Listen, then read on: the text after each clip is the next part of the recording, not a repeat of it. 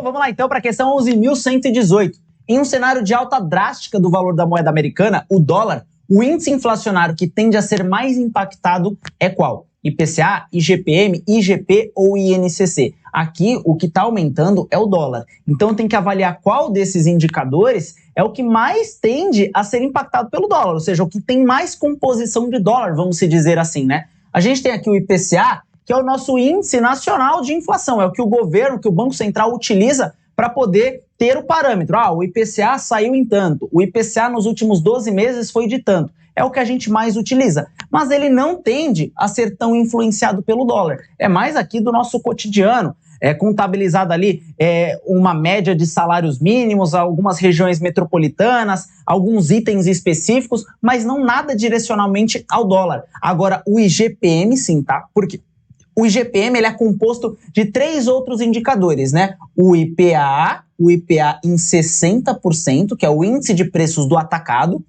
o IPC, o índice de preços ao consumidor, em 30%, e por fim, o INCC, Índice Nacional da Construção Civil, em 10%. Ou seja, essa é a composição do IGPM. Esses 3 carinhas aqui, lógico, em devidas proporções. Qual que é o que tem maior impacto aqui no IGPM? O IPA, o índice de preços ao atacado. Atacado são compras de grande porte, né? Ou seja, quando eu estou falando de exportação, importação, tudo do atacado. Não é no varejo, que sou eu, pessoa física, comprando. São ali produtores, grandes produtores fazendo importação e exportação, e tudo isso é negociado em dólar. E, poxa, 60% do IGPM tem referência ao atacado. Então, se o dólar subir ou cair, vai impactar bastante, seja na exportação ou na importação. Então, eu vou ganhar mais ou eu vou ganhar menos, isso vai impactar muito esse indicador. Então, o IGPM certamente vai ser o mais impactado nessa alta do dólar. Porque, poxa, 60% do IGPM é IPA, Índice de Preços ao Atacado, que vai ter bastante essa referenciação com o dólar, beleza? Então, isso que a gente tem que ficar atento. IGP não, INCC também não, é um componente aqui do IGPM, mas ele tem apenas aqui 10%, não vai ser ele o grande prejuízo ali se o dólar vier a subir, tá bom? E sim o IPA, 60% é um grande impacto. Beleza, pessoal? Então, a gente finaliza mais uma questão e te vejo na próxima. Tamo junto! 232 são consideradas operações suspeitas de lavagem de dinheiro. Primeiro, transações em espécie. Sim, né? Obviamente que existe um valor ali acima de R$2.000 que a gente é obrigado, né, a tentar identificar a origem do recurso, enfim. Mas as transações em espécie, elas são sim um pouco suspeitas, independente do seu valor, tá? O cliente aceita investir em um determinado ativo com rentabilidade bem menor do que a praticada pelo mercado? Óbvio, né, gente? Poxa, se você está investindo o teu dinheiro, obviamente que você vai buscar o máximo possível de rentabilidade mais próxima do que o mercado está pagando. Agora, se chega um cliente, por exemplo, que não está se importando com a rentabilidade que ele vai ter num determinado ativo, isso é muito suspeito, tá? Provavelmente ele está tentando fazer a ocultação de um determinado recurso que seja proveniente aí do crime de lavagem de dinheiro. Terceiro, agente público abrir uma conta em seu nome? Pensa, óbvio que não, né, gente? Se for assim, todos os funcionários públicos que abrir uma conta vai ser uma operação suspeita? Não faz sentido, né? Então, por isso, a resposta correta neste caso é somente a letra B, né? Primeira opção e segunda opção aí estão corretas. Bom, então vamos para a questão 11.052. Para a definição do objetivo de investimento do investidor, a instituição participante deverá considerar o quê? Ele quer as alternativas corretas. 1. O valor total do patrimônio do cliente, incluindo os ativos imobilizados? Não, né, pessoal? Para eu ter o objetivo do meu cliente, não preciso saber o que ele tem imobilizado, o valor total do patrimônio, ele chega ali com um valor, e para eu definir o objetivo, eu preciso saber, quanto tempo que você vai ficar aqui dentro, entendeu? Então, esse é um ponto principal. Você quer fundo de ações ou você quer renda fixa? Isso é o objetivo. Renan, eu quero ficar 6 meses aqui com vocês e eu sou bem conservador, tá? Beleza, show de bola. Isso já me ajuda. Qual produto que você conhece? Isso daí vai me auxiliar. Agora, quanto que você tem imobilizado? Você tem casa na praia ou não? Isso aqui você consegue... Isso não precisa, então a 1 tá errada. 2, o período que será mantido o investimento? Isso sim, isso depende do objetivo do investidor. Se ele vai fazer uma viagem, quer manter por 1 ano, ou se ele quer só para uma reforma que vai ter daqui 3 meses, isso é importante. 3, as preferências declaradas quanto à assunção de riscos. Show de bola, esse é o principal, né? Eu não vou recomendar um fundo de ações para o cara que me falou que não quer ter oscilação no preço, não quer ter volatilidade, não quer correr risco. Então, eu tenho que ter claras preferências declaradas para ele em relação aos riscos que ele quer correr para poder assumir o objetivo com o investimento dele. Então, isso aqui também está correta. 4, o valor das receitas regulares declaradas. Isso também não é de suma importância para eu poder definir o objetivo do investimento do meu cliente. Eu quero investir esses 100 mil reais para 3 meses e eu sou com pouco risco. Beleza, eu preciso perguntar da renda dele? Não, talvez futuramente, para ver se ele vai continuar aportando ali na minha instituição. Mas para esse objetivo de investimentos, não é necessário, tá? Então, a alternativa correta, D de dado, 2 e 3 é o que eu preciso considerar para definir o objetivo de investimento do meu cliente. Fechado? Fico por aqui e eu te vejo na próxima. Tamo junto! Questão 10.881. Sobre a taxa nominal, analise as informações a seguir e encontre a alternativa correta. Letra A, a taxa nominal será sempre maior do que a taxa real. A taxa nominal será maior do que a taxa real somente quando houver, inflação negativa. A taxa nominal sempre será igual à taxa real nos casos em que houver inflação, ou a taxa nominal será maior do que a taxa real se houver inflação. Gente do céu, não acredito que vocês caíram aqui nesse vídeo de correção. Olha só, taxa nominal e taxa real. O que é a taxa nominal, gente? É a minha rentabilidade. Ponto. Não estou considerando inflação quando eu falo em taxa nominal. Agora, quando eu falo em taxa real, aí sim eu estou falando da minha taxa de rentabilidade líquida de inflação, ou seja, deduzida de inflação. Então, obviamente que a minha taxa nominal, ela será maior do que a taxa real se houver inflação, tá? Olha só a letra A. Taxa nominal será sempre maior do que a taxa real? Nem sempre. Pode não haver a inflação. Então, neste caso, não terá diferença, né? Então, por isso, a letra A está errada. Cuidado, gente. Olha só. Esse detalhezinho aqui, ó, do sempre. Pode ser que você tenha caído nisso daqui, não tenha se atentado. Poxa, pode acontecer. Não é normal, né? É um cenário assim talvez inimaginável a gente não ter inflação, mas pode acontecer sim de nós não termos inflação para deduzir aí de uma taxa nominal, tá? Olha só a letra B, a taxa nominal será maior do que a taxa real somente se houver inflação negativa. Não, totalmente ao contrário, né? Taxa nominal sempre será igual à taxa real nos casos em que houver inflação. Também não, a gente sabe que deduz uma pela outra, caso haja inflação. Por isso, a alternativa correta, a letra C.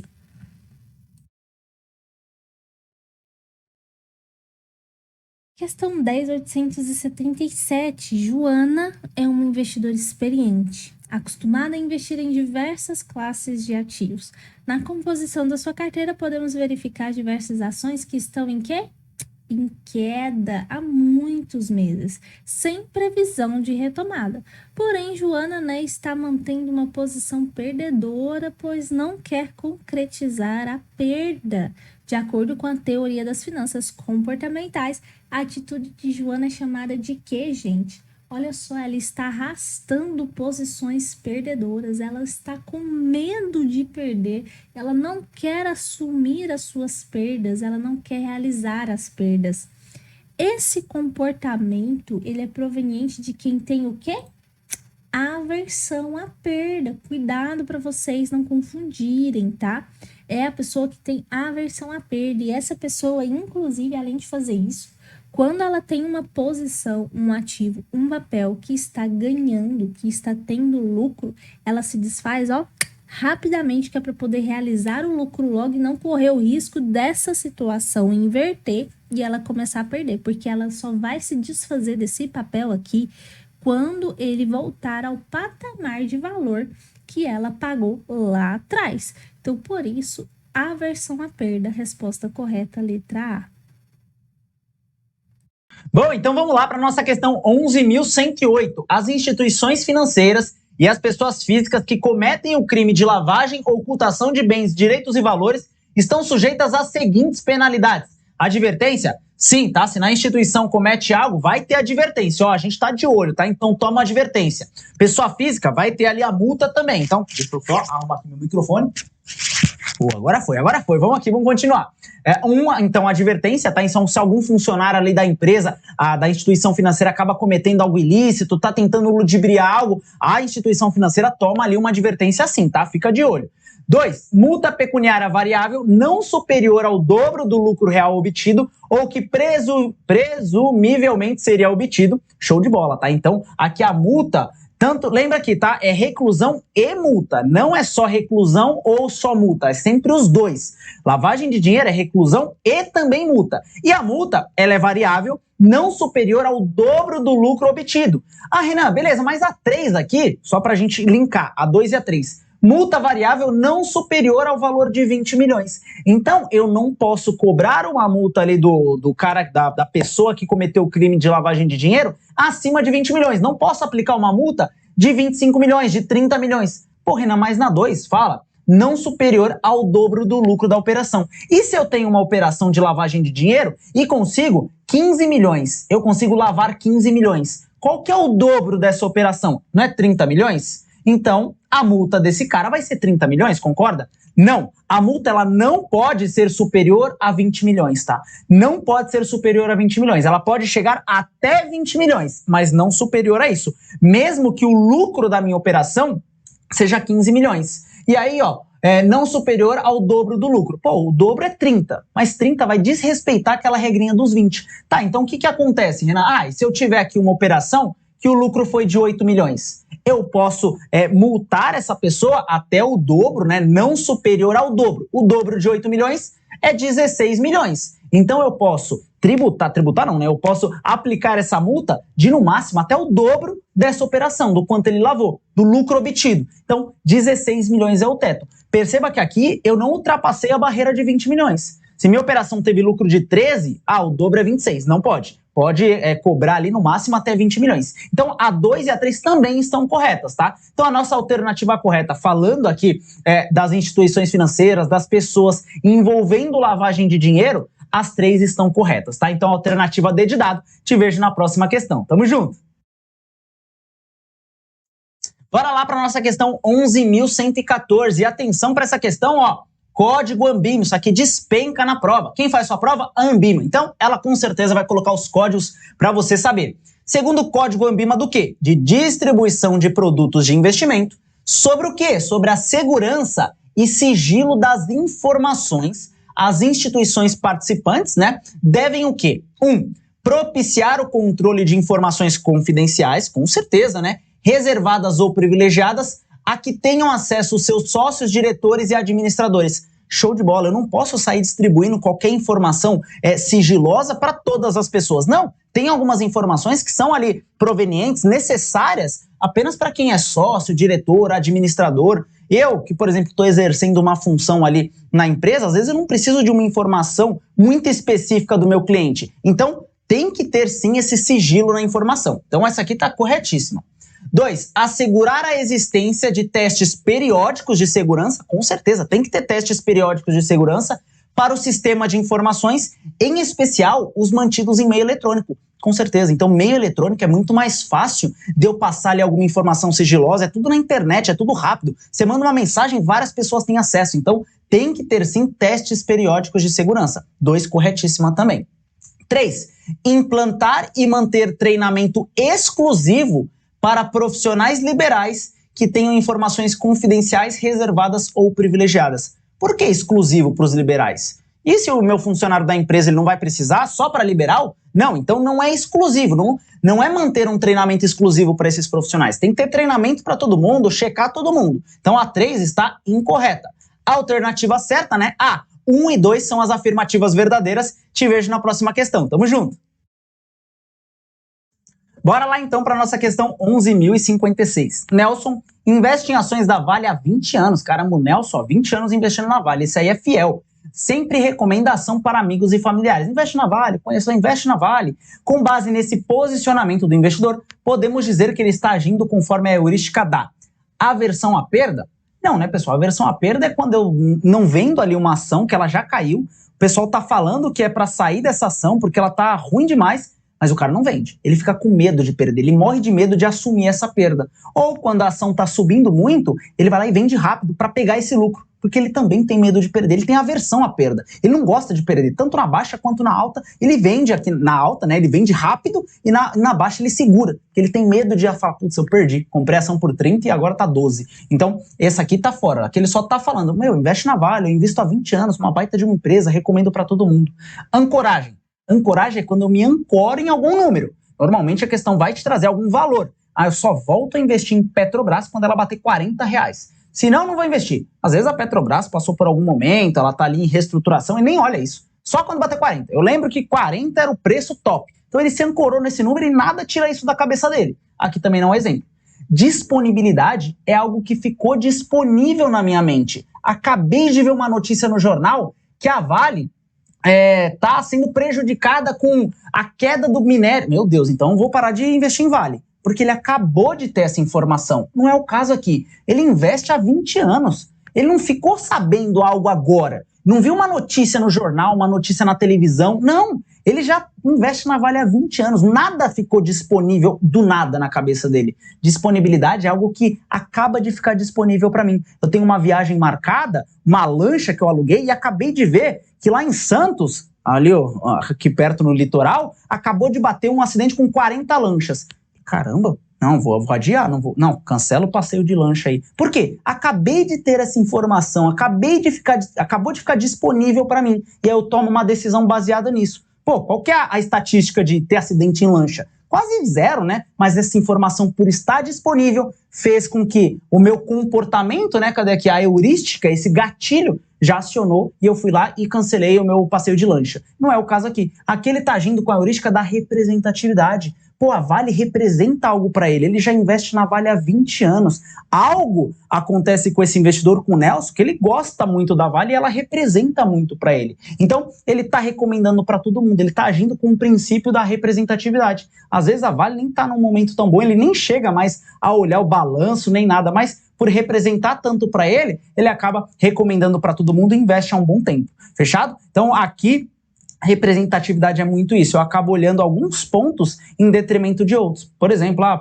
vou investir no fundo que teve maior rentabilidade nos últimos 12 meses. Aquilo representa muito para aquele cara aquela rentabilidade. Ele nem sabe do que o fundo investe, se é um fundo arriscado ou não.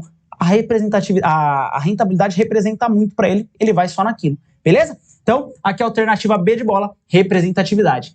Fico por aqui e te vejo na próxima questão. Tamo junto! Questão 10.862. São atribuições da Superintendência de Seguros Privados, SUSEP, proteger a captação de poupança popular realizada através dos seguros de previdência privada aberta e capitalização. Corretíssimo. Disciplinar e acompanhar os investimentos das entidades, em especial os efetuados em bens de provisões técnicas.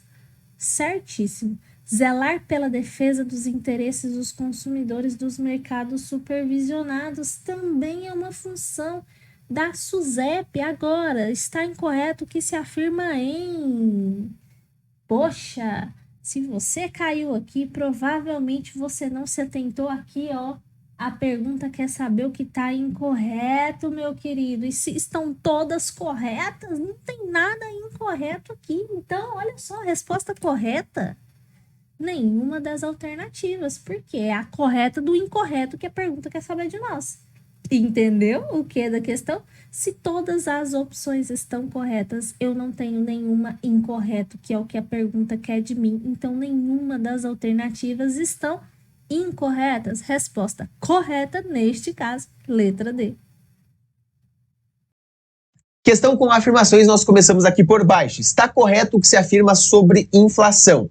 É um benchmark muito utilizado em títulos públicos como LTNs. Não faz sentido, né? Porque a LTN é a letra do Tesouro Nacional. Um título público federal também conhecido como Tesouro Pré-fixado. Vai pagar o investidor com uma taxa pré-fixada, uma taxa absoluta. Se fosse um outro título, como NTNB ou NTNB Principal, aí faria sentido. Porque a NTNB e NTNB Principal pagam o investidor com IPCA mais taxa pré-fixada. IPCA e inflação casaria. Agora, se tratando de LTN, não é o benchmark a inflação, certo? 2. É o aumento de um dos produtos que compõem a cesta de itens e seus respectivos pesos. Não, a inflação ela não é mensurada através de um produto. O que faz mais sentido é a número 3. Vamos ler juntos aqui, ó. Aumento desenfreado dos preços por um determinado período. Inflação é justamente isso. Quando nós trazemos IPCA, Índice de Preços ao Consumidor Amplo, a sua mensuração é uma cesta de produtos. Então, quando nós temos o aumento do preço dessa cesta de produtos de forma desenfreada por um certo período de tempo, nós temos a inflação. Então, a 3 faz sentido. Juntamente com a número 4, implica na diminuição do poder de compra da moeda. Quanto maior a inflação, menor o meu poder de compra. Como assim? 4 está certo. Olha só, pensa que eu tenho R$100. Com R$100 eu compro uma cesta de produtos. X, essa é a cesta de produtos. Aí eu tive uma inflação de 10%. Agora, para comprar essa mesma cesta de produtos, eu consigo comprar com R$100? Não, porque eu tive um aumento dos preços de 10%. A minha inflação foi de 10%. Logo, eu precisaria de R$110 para comprar a mesma cesta de produtos. Então, a 4 faz muito sentido. Implica na diminuição do poder de compra. Quanto maior a inflação, menor o poder de compra do investidor ou do cliente. Resposta correta aqui, 3 e 4. Alternativa D, aguardo você na próxima questão. Questão 11.176. São produtos de investimento, segundo o Código ANBIMA, de distribuição de produtos de investimento. Primeiro, título público federal é um produto de investimento? Sim, né? Caderneta de poupança? Não. Por que não, Catrine? Caderneta de poupança, gente, é basicamente uma conta bancária, tá? Então, ela tem as características, né, de uma conta bancária. Não é considerado um investimento. Terceira opção, produto de previdência complementar, também não. Por que também não? Ele tem muitas características de um produto de seguridade. O VGBL não é um vida gerador de benefício livre, né? O VGBL, um plano gerador de benefício livre, enfim, que seja fechado, que seja aberto. Então, são produtos que se confundem muito, né? Tem ali as características de seguridade. Então, por isso, não é considerado um produto de investimento segundo o Código de Distribuição de Produtos de Investimentos da ANBIMA. Ações é um produto de investimento? Ok. Derivativos também. Então, por isso, resposta correta, letra B, somente a primeira, a quarta e a quinta opção é que estão corretas. Questão 11.162. A Previc fiscaliza a ASE. Olha só, Previc, SUSEP. Então, nós não estamos falando de empresas, né? Não estamos falando de bancos, não estamos falando de instituições financeiras aí. Então, no caso, nós estamos falando de, por exemplo, seguradoras, companhias de capitalização, resseguradoras, planos, né, de previdência, seja aberto, seja fechado. Então, falando da Previc, letra A, seguradoras. Letra B, empresas SA, e aí eu já elimino logo de cara, né? Letra C, entidades fechadas de previdência complementar, ou letra D, companhias de capitalização. Gente, falei de Previc, eu estou falando dos fundos de pensão, né? Das entidades fechadas de previdência complementar. Previc, previdência fechada. SUSEP, previdência privada aberta, e aí entra seguradoras, companhias de capitalização, resseguradoras e assim por diante. Fechou? Então, a resposta correta neste caso, a letra C.